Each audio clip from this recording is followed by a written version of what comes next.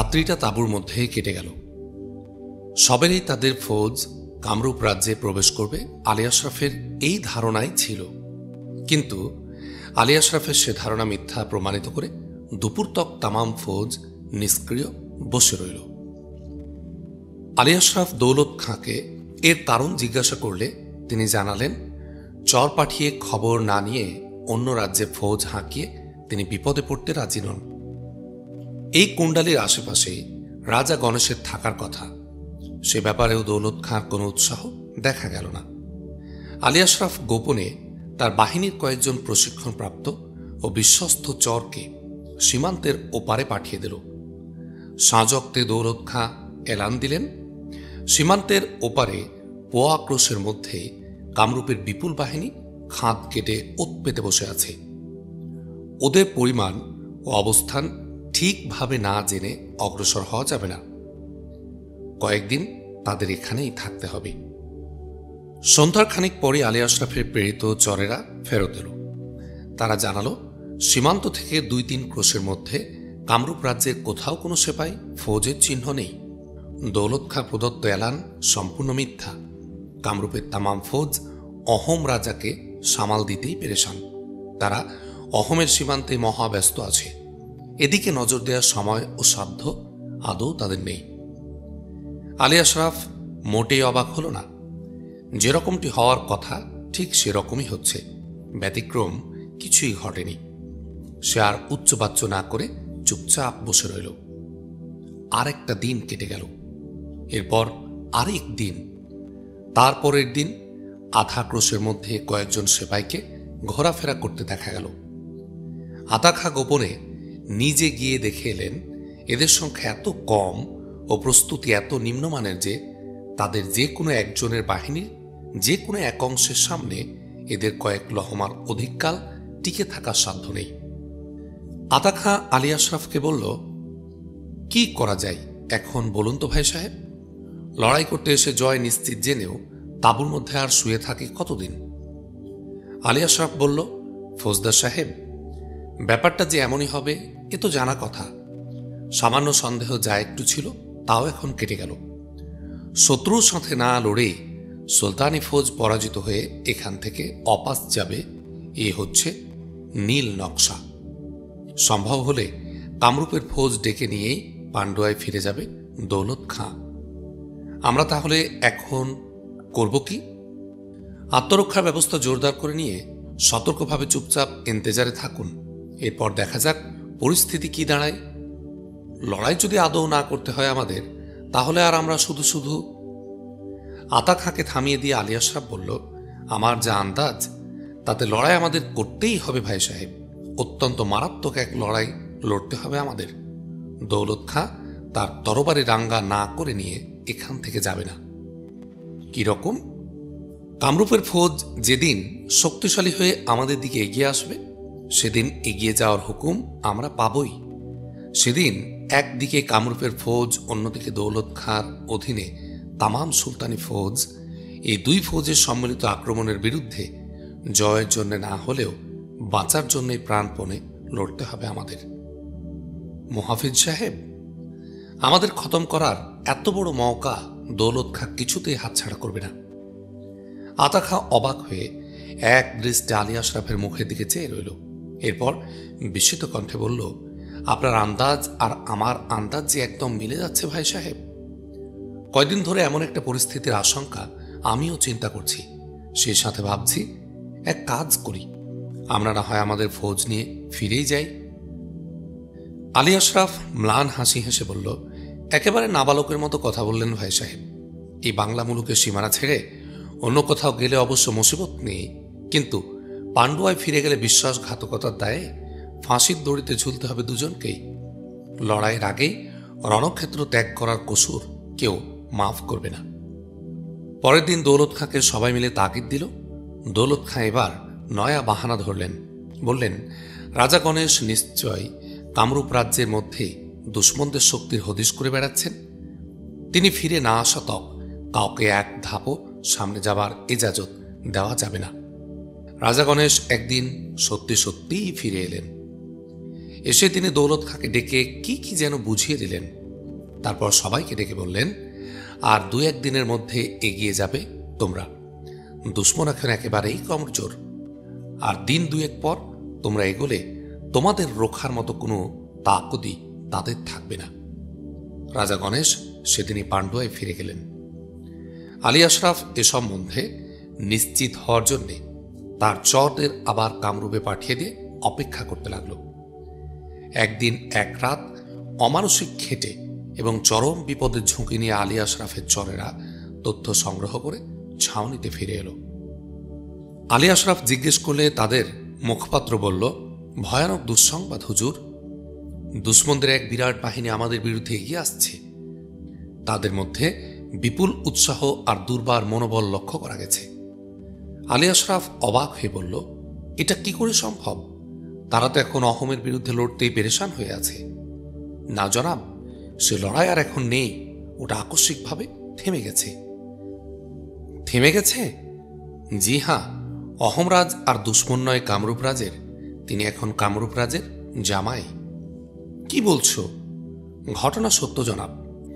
সঠিকভাবে সন্ধান নিয়ে আমরা জেনেছি অহম রাজের সাথে কামরূপ রাজ তার কন্যার বিয়ে দিয়ে আচমকভাবে তাদের গোলমাল রফা করে নিয়েছে। এখন অহমরাজ আর কামরূপ রাজ একত্রে দুই মুলুকের তামাম ফৌজ নিয়ে আমাদের বিরুদ্ধে এগিয়ে আসছে। নিজের সব অনুমান এমন ঠিক ঠিকভাবে ফলতে দেখে আলী আশরাফ নিজের কাছে নিজেই তাজ্জব বলে গেল।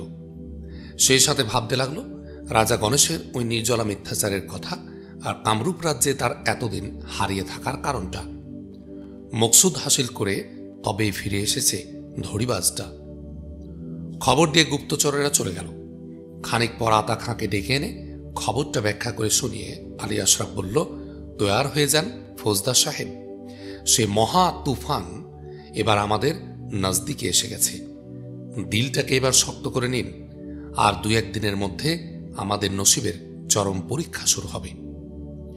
আতা খাঁ নিঃশ্বাস ফেলে বলল, আল্লাহ ভরসা, রাখে আল্লাহ, মারে কে। অত্যন্ত সজাগ হয়ে তারা সেই তুফানের ইন্তেজার করতে লাগল। রাজা গণেশ সীমান্ত থেকে পড়িমড়ি পাণ্ডুয়ায় অপাস এসে চূড়ান্ত বৈঠক দিলেন। বৈঠকে সভাপতিত্ব করলেন শাহজাদা সাইফুদ্দিন হামজা।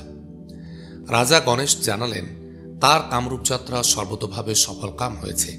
অহমরাজ আর কামরূপ রাজ্যের মধ্যে একটা অত্যন্ত সন্তোষজনক সম্পর্ক স্থাপনে তিনি কামিয়াব হয়েছেন।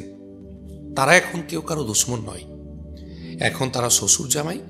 2 রাজ্যের বাহিনী এখন একজোটে সুলতানি ফৌজের মোকাবেলায় ছুটে আসছে। এদিকে আছেন সালার দৌলত খাঁ সাহেব। পরিস্থিতি যা তৈরি করে এসেছি তাতে কুণ্ডালির মাঠই হবে আলী আশরাফ আর আতা খাঁর গোরস্থান।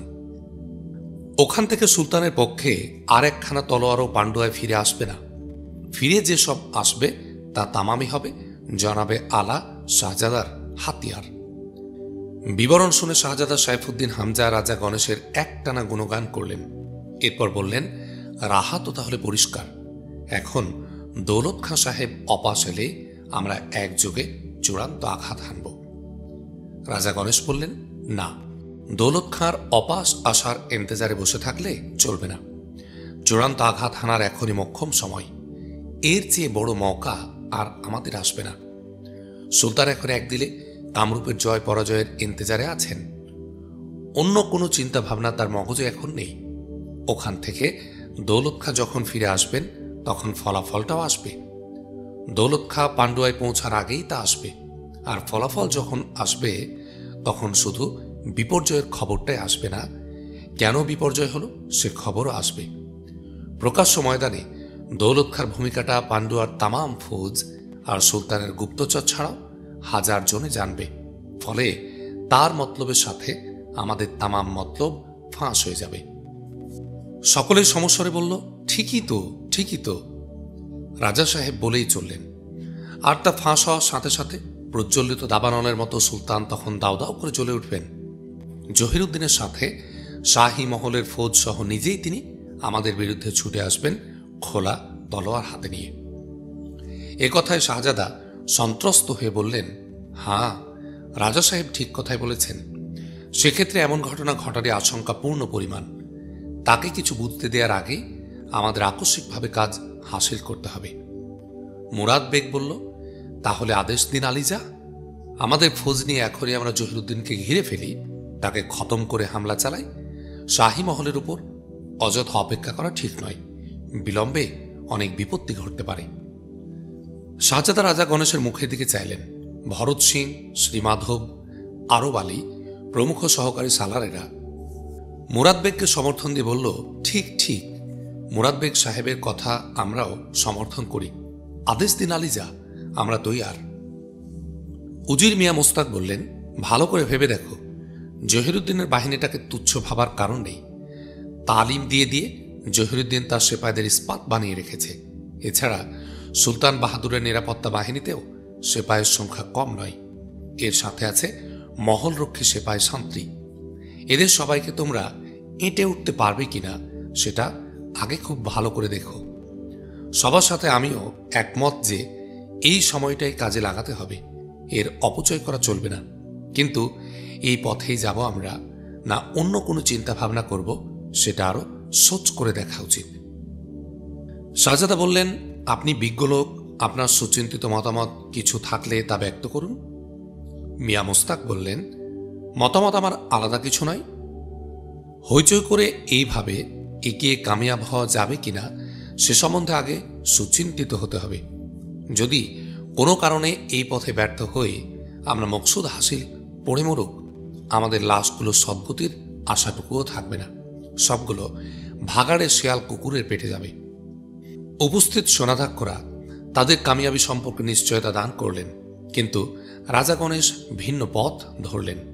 বললেন, আপনাদের হিম্মত সম্বন্ধে আমার কোনো খাটো ধারণা নেই, তবু আমাদের স্মরণ রাখতে হবে যে বলের চেয়ে বুদ্ধি সব সময়ই বড়। বুদ্ধি থাকতে বল খাটানোর পক্ষপাতী আমি নই। শাহজাদা অধৈর্য হয়ে বললেন, তাহলে সে বুদ্ধিটা কথাটা সরাসরি ব্যক্ত করুন না, আপনার ফালতু সময় নষ্ট করছেন কেন? রাজা গণেশ বিনয়ের সাথে বললেন, আলিজা, আপনার অভয় না পেলে সেটা আমাদের বলার সাধ্য নেই। শাহজাদা জোর দিয়ে বললেন, বলুন, কোনো সংকোচ করবেন না। কাজটার কিছুটা দায়িত্ব যদি আপনি মেহেরবানি করে নেন তাহলে বলাটা আরো সহজ হবে। শাহজাদা অত্যধিক অস্থির হয়ে বললেন, আপনারা অকারণেই আমার ধৈর্যের উপর জুলুম পয়দা করছেন। বলুন তো কি করতে হবে আমাকে? মকসুদ হাসিলের জন্যে আমি আগুনে ঝাঁপ দিতেও তৈয়ার। রাজা গণেশ এবার শক্ত কণ্ঠে বললেন, সুলতানকে গুপ্ত হত্যা করতে হবে। তাকে হত্যা করার পরপরই আপনাকে মসনদে বসতে হবে। নিজেকে পান্ডুয়ার সুলতান হিসাবে ঘোষণা দেওয়ার সাথে সাথে জহিরুদ্দিনকে পদচ্যুত করে তাকে নিরস্ত্র করতে হবে। সুলতান হিসাবে মসনদে একবার বসলে আর কোনো সেপাই সৈন্য বিরোধিতা করার সাহস করবে না। যেহেতু মসনদের আর কোনো উত্তরাধিকার নেই, সেহেতু আপনাকে মসনদে দেখলে কেউ বিরোধিতা করতেও আসবে না। তাছাড়া মসনদ আপনাকে পেতে হলে সুলতানকে হত্যা করেই পেতে হবে, তার জীবদ্দশায় পাবেন না। সুতরাং এই পথে এগোলে একটি মাত্র হত্যার মাধ্যমে নির্ঝঞ্ঝাটে সব ফায়সালা হয়ে যায়, আর কোনো মুসিবতের মোকাবেলাই করতে হয় না। শাহজাদা লাফিয়ে উঠে বললেন, এটাই তো আমার দিলের কথা, এ নিয়ে এত সংকোচ করছেন কেন? লড়াই করে কামিয়াব হওয়ার পরও তো তাকে হত্যা না করলে মসনদ আমি পাব না। কয়েদ করে রেখে মসনদে বসলে নিজের কবর খুঁড়ে রেখেই মসনদে বসা হবে। বলুন, এ ব্যাপারে কি আমাকে করতে হবে? ছুরি হাতে নিজে আমি? বিনয়ে গলে গিয়ে রাজা গণেশ বললেন, তওবা তওবা তওবা, আপনি নিজের হাতে তা করতে যাবেন কেন? আপনার মদতটাই যথেষ্ট। শাহী মহলের সেপাই শান্ত্রীদের আর সুলতানের নিরাপত্তা বাহিনীকে হাত করার ব্যাপারে আপনার অগ্রণী ভূমিকা দরকার। সেই সাথে শাহী মহলের মধ্যে থেকে ঘাতক বাছাই করতে হবে। বাইরের কোনো ঘাতককে তাল করতে পারবে না। এই গুপ্ত ঘাতক বাছাইয়ের ব্যাপারেও আপনার প্রত্যক্ষ সহযোগিতা দরকার। এটুকু করলে আমরা নিজেরাই কাজ উদ্ধার করে দেব। অত্যন্ত উৎসাহের মধ্য দিয়ে সুলতানকে গোপনে হত্যা করার সিদ্ধান্তই গৃহীত হল। কথা হলো, শাহজাদার সাথে রাজা গণেশ এ ব্যাপারে আলাদাভাবে বসবেন এবং যথাসত্বর সম্ভব কাজ উদ্ধার করবেন। কুণ্ডালী ময়দানের ওপারে কামরূপের এলাকা রাজা গণেশের প্রত্যাবর্তনের পর আরও দিন দুয়েক যেমন নীরব ছিল তেমনই নীরব ও নির্জন হয়েই রইল। তৃতীয় দিন ওই এলাকা সোচ্চার হয়ে উঠল অগণিত সেপাইয়ের পদচারণায় ও তুমুল রণবাদ্যে। অহোমরাজ আর কামরূপরাজ তাদের বিপুল বাহিনী নিয়ে এসে কুণ্ডালি থেকে আধা ক্রোশ দূরে সারি সারি ছাউনি ফেলে রণহুঙ্কার হাঁকতে লাগলেন। শত্রুপক্ষ এসে তাদের অবস্থান শক্ত করে না নেয়া তক দৌলত খাঁর কোনো তৎপরতা রইল না। আলী আশরাফ আর আতা খাঁ পুনঃ পুনঃ তাগিদ ও প্রতিবাদের মুখে তিনি শুধু টালবাহানা করে কাল কাটিয়ে গেলেন। অবশেষে যখন দুশ্মনেরা সকর্জনে পাণ্ডুয়ার ছাউনির দিকে রওনা হল, দৌলত খাঁ তখন তাঁবু থেকে বেরিয়ে এসে সেপাইদের তৈরি হতে বললেন। আলী আশরাফ আর আতা খাঁকে ডেকে বললেন, আলী আশরাফ সাহেব, আপনি আপনার ফৌজ নিয়ে সোজা দক্ষিণ দিকে চলে যান। সামনাসামনি হামলা না করে দক্ষিণ দিক থেকে এসে দুশ্মন বাহিনীর দক্ষিণ প্রান্তের উপর ঝাঁপিয়ে পড়বেন আপনি। আর আতা খাঁ সাহেব, আপনি উত্তর দিকে গিয়ে দুশ্মন বাহিনীর উত্তর প্রান্তের উপর হামলা সৃষ্টি করবেন। আমি আমার ফৌজ নিয়ে মাঝখানে দুশ্মনদের একদম মুখোমুখি দাঁড়াচ্ছি। সম্মুখভাগের তামাম এলাকায় একাই আমি দেখব। যান আপনারা, এক্ষুনি রওনা হন। দুশ্মনের মুখোমুখি দাঁড়ানোটা সবচেয়ে অধিক ঝুঁকির ব্যাপার। দৌলত খাঁ নিজে এই ঝুঁকি নিতে আগ্রহী দেখে আলী আশরাফ আর আতা খাঁ তাজ্জব বনে গেল। এত বড় দরাজ দিল তিনি নন যে তাদের প্রতি সহানুভূতিশীল হয়ে এই ঝুঁকি নিজেই নিচ্ছেন তিনি। এর মধ্যে যে নিশ্চয়ই কোনো মতলব আছে দৌলত খাঁর, তার তা স্পষ্টভাবে বুঝতে পারল। কিন্তু তবু তারা নিরুপায়। এ লড়াইয়ের সিপাহসালার দৌলত খাঁ, তার নির্দেশই চূড়ান্ত। প্রতিবাদ এখানে অর্থহীন।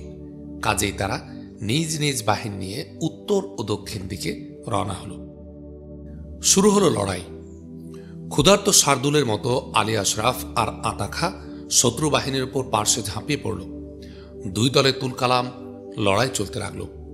আলী আশরাফ আর আতা খাঁর প্রচণ্ড মারের মুখে উভয় প্রান্তের দুশ্মনেরা অধিকক্ষণ টিকে থাকতে পারল না। তারা ক্রমেই সংকুচিত হয়ে মাঝের দিকে সরে আসতে লাগল। মধ্যভাগে দণ্ডায়মান দৌলত খাঁর সেপাইদের তামাম তরবারি তখনও খাপবদ্ধ থাকায় দুশ্মন বাহিনী বিনা বাধায় সামনের দিকে এগোতে লাগল। দু প্রান্তের পিছু হটা দুশ্মনেরাও মাঝখানে সরে এসে ক্রমেই সামনের দিকে এগোতে শুরু করল। এহেন প্রক্রিয়ায় আলী আশরাফ আর আতা খাঁ ক্রমেই শত্রু বাহিনীর পেছনের দিকে পড়তে লাগল। এই প্রক্রিয়া কিছুক্ষণ চলার পর দেখা গেল শত্রু বাহিনী সামনের দিকে সরতে সরতে সীমান্ত পার হয়ে বাংলা মুলুকে ঢুকে দৌলত খাঁর ফৌজের সাথে এক কাতারে দাঁড়িয়েছে। আর আলী আশরাফ ও আতা খাঁ নিজ নিজ ফৌজ নিয়ে কামরূপের জমিনের উপর দাঁড়িয়ে আছে। ঘটনার প্রেক্ষিত অবস্থাটা এইরূপ দাঁড়ালো যে আলী আশরাফ আর আতা খাঁর ফৌজই যেন কামরূপ রাজের ফৌজ, আর দৌলত খাঁর ফৌজের সাথে এক কাতারে সামিল অহোম আর কামরূপের ফৌজই যেন বাংলার সুলতানি ফৌজ। লড়াইয়ের মোড়টাও সেইভাবেই ঘুরল। পলকের মধ্যে দৌলত খাঁ সেপাইদের খাপবদ্ধ তলোয়ার খাপমুক্ত হয়ে সূর্যালোকে ঝলসে উঠল। এরা দুশ্মনদের সাথে এক হয়ে সবাই মিলে আলী আশরাফ আর আতা খাঁর ফৌজকে চারদিক থেকে ঘিরে ধরল। দৌলত খাঁর ফৌজ শত্রু দলে যোগ দেয় শত্রু বাহিনী কাতারে এত বৃহৎ হল যে সে তুলনায় আশরাফ আতার ফৌজ হাতির সামনে মুশিকের মতো নগণ্য হয়ে গেল। আত্মরক্ষার প্রয়োজনে পলায়ন উদ্যোগ করলেও আলী আশরাফ আর আতা খাঁকে এখন শত্রু রাজ্যের আরও গভীরে ঢুকতে হয়। স্বদেশে প্রত্যাবর্তনের কোনো রাহাই আর তাদের সামনে নেই। অহোম রাজের সেনাপতি, কামরূপ রাজের সেনাপতি আর দৌলত খাঁ স্ব বাহিনী নিয়ে একযোগে আলী আশরাফ আর আতা খাঁকে লক্ষ্য করে ক্রমেই সামনাসামনি হতে লাগল। পরিস্থিতি অত্যন্ত সংকটাপন্ন হয়ে পড়ায় আলী আশরাফ আর আতা খাঁ মরিয়া হয়ে উঠল। আলী আশরাফ বুলন্দ কণ্ঠে আওয়াজ দিল, ভাই সব, আমরা এক চরম বেঈমানির সম্মুখীন। আমরা এখন দুশ্মনের রাজ্যে অগণিত দুশ্মনের আবেষ্টনের মধ্যে অবস্থিত। বেঈমান দৌলত খাঁ এখন ওই দুশ্মনের দলে। এখন সামনে আমাদের দুইটি পথ খোলা, এক দুশ্মনদের মেরে নিজে বাঁচা, নয় দুশ্মনদের হাতে মরা। হয় শহীদ নয় গাজী, বিকল্প কিছু নেই। অতএব জান বাজি রেখে সকলেই আখেরি কোশেশ করুন। মেরেই আমাদের বাঁচতে হবে। আল্লাহু আকবার। সঙ্গে সঙ্গে আলী আশরাফ আর আতা খাঁর ফৌজের মধ্যে আল্লাহু আকবার শব্দ পুনঃ পুনঃ ধ্বনিত হতে লাগল। তাদের এক একটা সেপাই গুলি খাওয়া বাঘের মতো ক্ষিপ্ত হয়ে উঠে জানের মায়া ছেড়ে দিয়ে দুশ্মনের উপর আঘাত হানতে লাগল। মৌতের মুখোমুখি দাঁড়িয়ে আঘাতের পর আঘাত হানা ছাড়া দূসরা কোনো ধ্যান ধারণা আর কারো ছিল না। আব্দুল লতিফের ভাড়া করা অনভ্যস্ত ফৌজ লড়াইয়ের শুরুতেই ঝরে গিয়েছিল। আলী আশরাফ আর আতা খান নিজস্ব সেপাইরা লৌহদণ্ডে রূপান্তরিত হয়ে দুশ্মনদের উপর মরণ আঘাত হানতে লাগল। এক পলকে লড়াইটা তীব্রতম হয়ে উঠল। যে নিয়ত, মনোবল আর প্রতিজ্ঞা নিয়ে আশরাফ আতার ফৌজরা লড়ছিল দুশ্মনের মাঝে, তার এক আনাও ছিল না। এমন চরমতম প্রতিক্রিয়া আর প্রত্যাঘাতের কল্পনাও দুশ্মনেরা করেনি। আশরাফ আতার ফৌজের এ হঠাৎ ও বেপরোয়া হামলায় তারা অল্পক্ষণের মধ্যে বেসামাল হয়ে পড়ল এবং তাদের মধ্যে ক্রমেই চরম বিশৃঙ্খলা দেখা দিল। এই বিশৃঙ্খলার পুরোপুরি সুযোগ নিয়ে আশরাফ আতার ফৌজ হামলার বেগ 2 গুণ বাড়িয়ে দিল। ফলে দুশ্মনেরা এক ধারসে ধরাশায়ী হতে লাগল। ইতোমধ্যে আলী আশরাফের এক আকস্মিক আঘাতে কামরূপের সেনাপতি ভূপতিত হয়ে প্রাণত্যাগ করল। ঠিক এই মুহূর্তে আতা খার বর্ষার ঘায়ে মারাত্মকভাবে জখম হয়ে অহোমের সেনাপতি আতঙ্কগ্রস্ত অবস্থায় রণস্থল ত্যাগ করে ছাউনির দিকে ছুটল।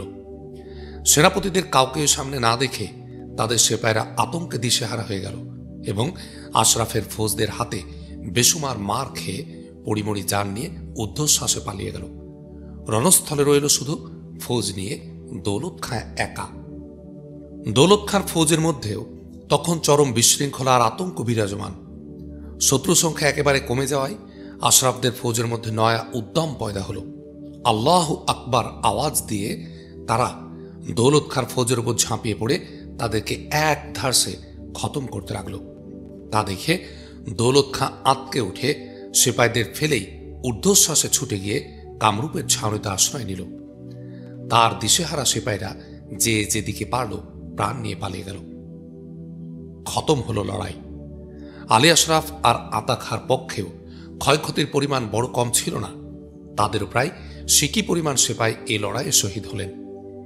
অবশিষ্ট সীমিত শক্তি নিয়ে কামরূপের ছাউনির উপর হামলা চালানো নির্বুদ্ধিতা ভেবে তারাও তাদের ছাউনিতে ফিরে এলো। এ ঘটনার পর আলী আশরাফ আর আতা খাঁর দিলে অনুমান সন্দেহের ঊর্ধ্বে এটা দিনের মতো পরিষ্কার হয়ে গেল যে পান্ডুয়ার হুকুমতের সর্বাঙ্গ পচে একদম গলে গেছে। চিকিৎসা করার তিল পরিমাণ জায়গাও আর নেই। কাজে সে চেষ্টা এখন একেবারেই পণ্ডশ্রম। সামনে তাদের এখন একটাই মাত্র কাজ, আর তা হল যথাসম্ভব গাদ্দারদের খতম করে এ মুলুকের পাপ খানিকটা কমিয়ে দিয়ে যাওয়া। জহিরুদ্দিন রাজধানীতেই আছে। এখন তারা গিয়ে তার সাথে যোগ দিলেই চেষ্টা একটা নেওয়া যায়। দৌলত খাঁ ফসকে গেলে যাক, বাদ বাকিরা রাজধানীতেই। তাদের নিকেশ নেয়ার পর সুযোগ থাকলে দৌলত খাঁর কথাও ভেবে দেখা যাবে। পান্ডুয়ায় ফিরে গিয়ে আচমকা গাদ্দারদের উপর ঝাঁপিয়ে পড়ে সব শয়তানের দোসরদের আখেরি এলেম দিতে হবে। এরপরও সুলতানের সুমতি না ফিরলে তাকে শেষ সালাম জানানোই হবে তাদের সর্বশেষ কর্তব্য। ছাউনিতে ফিরে এসে আলী আশরাফ আর আতা খাঁ এই সিদ্ধান্তে উপনীত হল। অতপর কুণ্ডালির ময়দানে দৌলত খাঁ শূন্য শিবির শূন্য রেখে তারা তাদের ফৌজ নিয়ে পান্ডুয়ার দিকে রওনা হল। রণের ক্লান্তি রাত্রিকালে পথের মধ্যে জিরিয়ে নিয়ে পরের দিন সকালে তারা ছত্রার উপকণ্ঠে চলে গেল। আগে ছুটছে আলী আশরাফের ঘোড়া, তার পেছনে আতা খাঁর, এদের পেছনে ছুটছে উভয়ের অশ্বারোহী ফৌজ। পদাতিক সৈন্যরা পেছনে আছে অনেক। তারা ধীরে সুস্থে ছত্রা দুর্গে ফিরে যাবে। ছত্রা জায়গিরের ভেতরে এসে খানিক দূরে এগোতে আলী আশরাফের ঘোড়ার সামনে ছুটে এলো আদম আলী।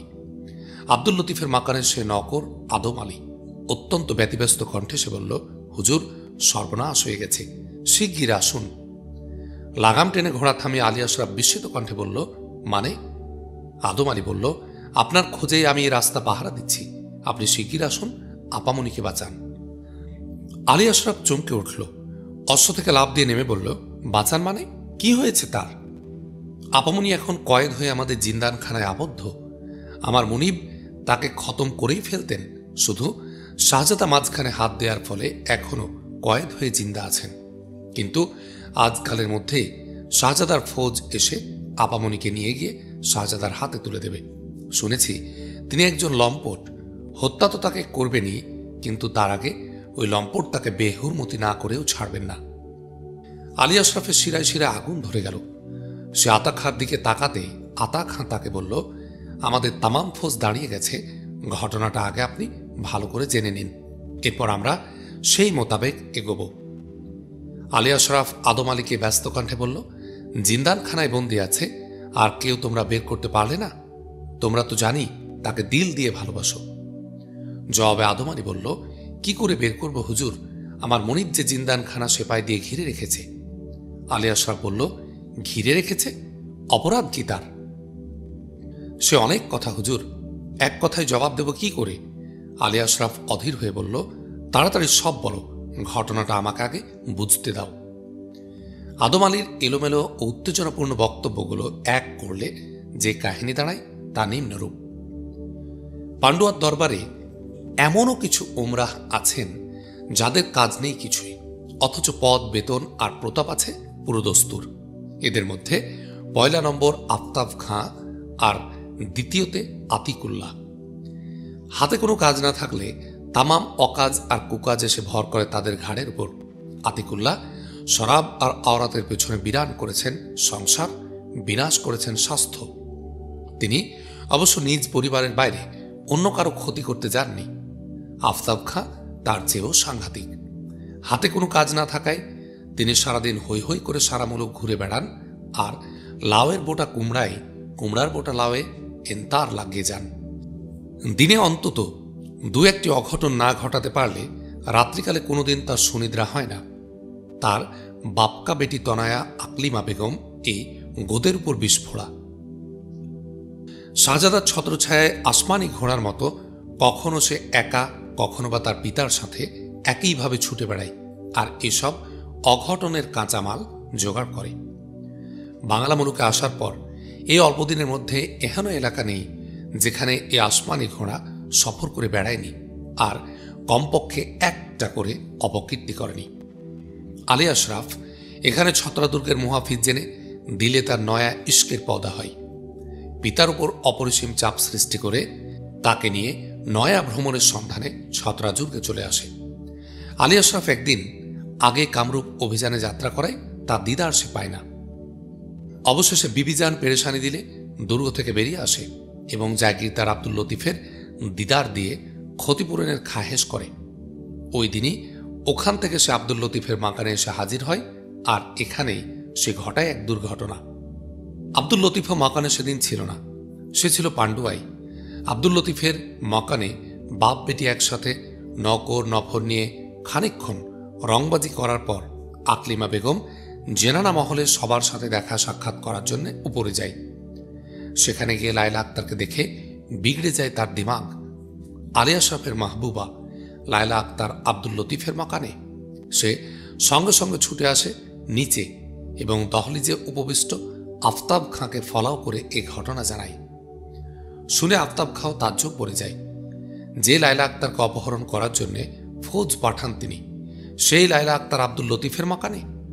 আরও বেশি তাজ্জব ব্যাপার, সে আব্দুল লতিফের বহিন। সবার অধিক তাজ্জবের ব্যাপার, আব্দুল লতিফের বহিন এই লায়লা আক্তারই আব্দুল লতিফের মহাশত্রু আলী আশরাফের দিলের টুকরো দিল। সঙ্গে সঙ্গে পান্ডুয়ায় ফিরে এসে আফতাব খাঁ আব্দুল লতিফকে তামাম খবর জানালেন। তাকে বুঝিয়ে দিলেন তাদের তামাম মতলব ফেসে যাওয়ার মূলে এই লায়লা আক্তার। লায়লা আক্তার মনে প্রাণে আলী আশরাফের মঙ্গল চাই, আর ধ্বংস চাই আব্দুল লতিফ সহ তাদের সকলের। শুনে আব্দুল লতিফের মাথায় আগুন ধরে গেল। এতক্ষণে সে বুঝতে পারল আলী আশরাফকে খতম করার তামাম কোশেশ বরবাদ হয়েছে কেন। গোস্বায় ক্ষিপ্ত হয়ে পান্ডুয়ায় থাকতেই সে তরবারি কোষমুক্ত করে আবার তা কোষবদ্ধ করল। ওই বহিনরূপী কসবি আর কামিনা আওরাতকে খতম করার দুর্বার খাহেসে সে অধীর হয়ে পড়ল এবং ক্ষিপ্র বেগে পান্ডুয়ার কাজকর্ম শেষ করে দ্রুত বেগে ছত্রার দিকে ছুটে চলল। কিন্তু শেষ অবধি তার খাহেস পূরণ করতে পারল না। আফতাব খাঁ এই পয়গাম শুধু আব্দুল লতিফকে দিয়েই ক্ষান্ত হতে পারেননি, পয়গামটা শাহজাদা সাইফুদ্দিন হামজার কানেও দিলেন। বললেন, ওই কসবিকে খতম করতে পারলেই আলী আশরাফ শিকড় কাটা লতার মতো নুয়ে পড়বে, গর্দান সোজা করে তোলার মতো কোনো শক্তি থাকবে না। এটুকুতেই দিলের খায়েশ পূরণ হল না আফতাব খাঁর। অতীত আক্রোশ চরিতার্থে উম্মিদে শাহজাদাকে জানালেন, লায়লা আক্তারের মতো এত অধিক সুন্দরী আওরাত গোটা জৌনপুর আর বাংলা মুলুকে দোসরাটি নেই। আসমানি হুর পরিও তার কাছে তুচ্ছ। এমন আওরাত শাহজাদার প্রমোদ কক্ষেই মানাই। মাতালের সামনে মদের মজলিস। শাহজাদা মেতে উঠলেন। তিনি আব্দুল লতিফকে পথিমধ্যেই জানিয়ে দিলেন যে লায়লা আক্তারকে কয়েদ করা পর্যন্তই তার এখতিয়ার, এর অতিরিক্ত আর কোনো পদক্ষেপ শাহজাদা বরদাস্ত করবেন না। ওই বেঈমান আওরাতের তামাম ব্যবস্থা তিনি নিজ হাতেই করবেন। আব্দুল লতিফের কাজ হবে তাকে কয়েদ করে জিন্দানখানায় ফৌজি পাহারায় রাখা, যাতে করে সে পালিয়ে যেতে না পারে। শাহজাদা এখন ব্যস্ত থাকায় তাকে পান্ডুয়ায় নিয়ে আসতে হপ্তাখানেক দেরি হবে। 1 হপ্তাহ পরেই শাহজাদার ফৌজ গিয়ে লায়লা আক্তারকে পান্ডুয়ায় নিয়ে আসবে। শাহী ফৌজ দেখলে তাকে পথের মধ্যে কেউ ছিনিয়ে নেওয়ার দুঃসাহস করবে না। আদম আলীর কাহিনী শেষ হলে আলী আশরাফ আক্রোশের সাথে বলল, বটে, এত দূর? আফতাব খাঁর গুনাহগারির তামাম শোধ না করে এ আলী আশরাফ এ মুলুক থেকে যাবে না। তা যাক, এবার বলো লায়লা আক্তারের আম্মা কেমন আছেন, এ ব্যাপারে তিনি কি করছেন? আদম আলীর শির মাটির দিকে ঝুঁকে পড়ল। দীর্ঘ নিঃশ্বাস ত্যাগ করে সে বলল, তিনি আর ইহ দুনিয়ায় নেই হুজুর। আপনাদের কামরূপ যাত্রার কদিন পরেই তিনি ইন্তেকাল করেছেন। আলী আশরাফ আর্তনাদ করে উঠল, বলল, ইন্না লিল্লাহি ওয়া ইন্না ইলাইহি রাজিউন। আলী আশরাফের হাত আবার তরবারির বাঁটের উপর স্থাপিত হল। সে আতা খানকে বলল, ভাই সাহেব, সামনে শুধু জিহাদ আর জিহাদ, আমাকে একটু সাহায্য করবেন, আসুন। আবার তারা ঘোড়া ছুটিয়ে দিল। বিপুল বেগে ছুটে এসে আলী আশরাফ আর আতা খাঁর সম্মিলিত বাহিনী আব্দুল লতিফের মাকানে সরাসরি ঢুকে পড়ল। আব্দুল লতিফ মাকানে না থাকায় প্রবেশ পথে কোনো বাধাই তারা পেল না, কিন্তু জিন্দানখানার সামনে আসতেই পাহারাদার সিপাহীরা হাতিয়ার হাতে রুখে দাঁড়ালো। সঙ্গে সঙ্গে শুরু হলো দুই পক্ষের সংঘর্ষ। কিন্তু এই সম্মিলিত ও সুশিক্ষিত বাহিনীর সামনে পাহারাদার বাহিনীর কোনো অস্তিত্বই ছিল না। প্রচণ্ড মার খেয়ে কয়েক লহমার মধ্যে তারা ছত্রভঙ্গ হয়ে এদিক সেদিক পালিয়ে গেল। অতপর জিন্দানখানার দুয়ার ভেঙে ফেলা হলো। আলী আশরাফ সঙ্গে সঙ্গে জিন্দানখানায় প্রবেশ করে লায়লা আক্তারকে মুক্ত করে নিয়ে এলো। ইজ্জত আর জানের আশা লায়লা আক্তারের আত্মীর পরিমাণ ছিল না। আলী আশরাফের হঠাৎ এই উপস্থিতিতে জিন্দেগির তামাম উম্মিদ সে আবার ফিরে পেল। আলী আশরাফকে দেখে উদ্বেলিত হয়ে উঠল, সশব্দে কেঁদে ফেলল। আলী আশরাফ তাকে সান্ত্বনা দিয়ে বলল, আল্লাহ তাআলার প্রতি যতক্ষণ আমাদের শ্রদ্ধা ও বিশ্বাস অক্ষুণ্ণ থাকবে, ততক্ষণ কোনো মুসিবতই আমাদের কোনো ক্ষতি করতে পারবে না। কিন্তু আফসোস করার সময় এটা নয়। তোমার আপত্তি না থাকলে আমার সাথে এক্ষুনি তোমাকে এখান থেকে বেরিয়ে পড়তে হবে। লায়লা আক্তার ধরা গলায় বলল, আপত্তি? আপনার সাথে যেতে আমার আপত্তি, আমি তৈয়ার, কিন্তু তার আগে আসুন একটু আমার সাথে। আমার কক্ষ তালাবদ্ধ থাকলে এক্ষুনি ওটা ভেঙে ফেলতে হবে। প্রশ্ন করার সময় নেই। আলী আশরাফ লায়লা আক্তারের পেছনে পেছনে উপরে উঠে গেল। অন্যান্য দাস দাসী প্রাণ ভয়ে পালিয়ে গেছে। আছে শুধু লায়লা আক্তারের শুভাকাঙ্ক্ষী কয়েকজন। ইতোমধ্যে আদম আলীও সেখানে এসে হাজির হল। লায়লা আক্তারের কক্ষটা ছিল তালাবদ্ধ। আলী আশরাফ কক্ষের তালা ভেঙে ফেলল। লায়লা আক্তার দ্রুতপদে কক্ষের মধ্যে প্রবেশ করে তার প্রয়োজনীয় কয়েকখানা পরিধেয় আর অস্ত্র শস্ত্র তুলে নিল। এরপর সে দেরাজ খুলে বিশ্বস্ত ঝি চাকরদের আশাতীত ইনাম দিয়ে বলল, তোমাদের ঋণ এ জীবনে শোধ করার সাধ্য আমার নেই। এ জিন্দেগিতে তোমাদের সাথে আর আমার মোলাকাত হবে কিনা জানি না। এই অর্থ নিয়ে এখনই তোমরা এ মুলুক ছেড়ে অন্য কোথাও চলে যাও। এক দণ্ডও আর এখানে থেকো না। আল্লাহ তোমাদের হেফাজত করুন। এরপর একটা তাজি অশ্বে সাওয়ার হয়ে লায়লা আক্তার বোরকা মাথায় আলী আশরাফের পেছনে মাকান থেকে বেরিয়ে এলো। তাকে নিয়ে আলী আশরাফ আর আতা খাঁর ফৌজ পুনরায় পান্ডুয়ার পথে ছুটতে লাগল।